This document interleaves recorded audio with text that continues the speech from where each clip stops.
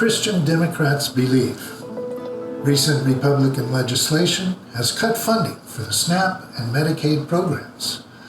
But consider this: to qualify for the Supplemental Nutrition Assistance Program, SNAP, you must have a gross annual income of less than $20,000 per year. To be eligible for Medicaid medical insurance, your gross annual income must be less than $21,600 per year. These people are at the bottom of the economic ladder and have no recourse once these vital social programs are cut. How Christian is that? Amos chapter 8 verses 4 and 7 say, "Hear this, you who trample the needy and do away with the poor of the land. The Lord has sworn by himself, the pride of Jacob, I will never forget anything they have done."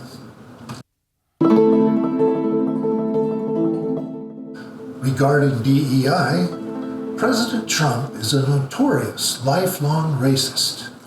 Note the Central Park 5 case in 1989, the birther movement against Barack Obama in 2008, the very fine people on both sides of the Charlottesville, Virginia protests of 2017, Georgia election workers Ruby Freeman and Shay Moss in 2020, the 2025 firings of Lisa Cook and Robert Primus, the accusation that Barack Obama is a traitor in 2025. This is but a sampling of Donald Trump's infamous racist behaviors.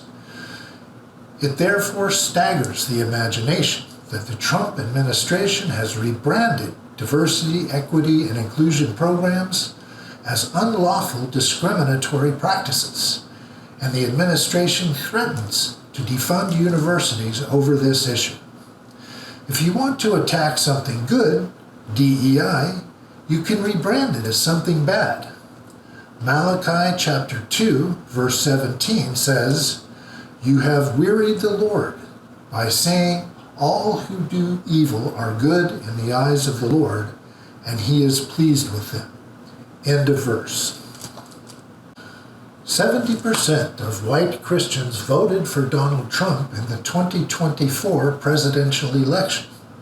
It is curious that more white Christians haven't questioned President Trump's eligibility to hold high office based on his overt bigotry.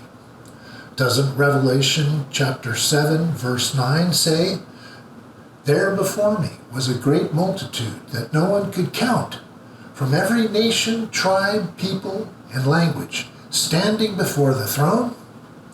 If St. Peter, standing at the pearly gates, believes in racial equality, then Christian Democrats believe in racial equality and in DEI.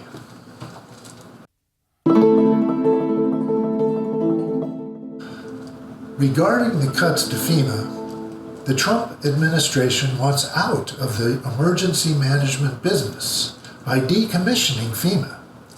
Since the purpose of federal intervention is to assist the states when they are overwhelmed by large natural disasters, the idea of letting the states manage it simply makes no sense. The Trump administration's idea to defund FEMA demonstrates gross indifference to human life without the slightest coherent explanation.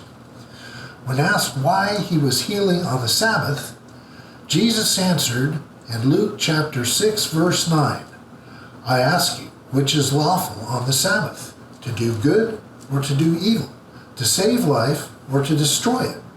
End of quote. Let's direct this same question to those who wish to abolish FEMA. Which is better for the federal government, to do good or to do evil, to save life or to destroy it? Christian Democrats believe in protecting our citizens' lives through effective federal emergency services. Health Secretary Robert F. Kennedy Jr. fired former CDC Director Susan Menarez. Menarez attorneys Mark Zaid and Abby Lowell said in a statement, "Kennedy and the HHS are weaponizing public health for political gain and putting millions of Americans' lives at risk. Director Menarez was targeted because she refused to rubber stamp unscientific, reckless directives and fire dedicated health experts. End of quote. Once again, Trump and Kennedy are demonstrating calloused indifference to the health and safety of the citizens they are tasked with representing. So let's again paraphrase the words of Jesus from Luke chapter 6, verse 9. Which is better for the CDC, to do good or to do evil, to save lives or to destroy them? Christian Democrats believe that federal politicians and health officials should demonstrate appropriate concern for the health of U.S. citizens. We want to keep this in mind about President Trump calling out the National Guard. The Posse Comitatus Act of 1878 prohibits the use of federal military personnel to enforce domestic laws unless expressly authorized by an act of Congress or when the National Guard is invited by that state's governor. President Trump is observing no such precautions. When asked if she believes Trump is a dictator, Kim Lane Chappell, a professor of sociology at Princeton University, answered, "Yes, of course."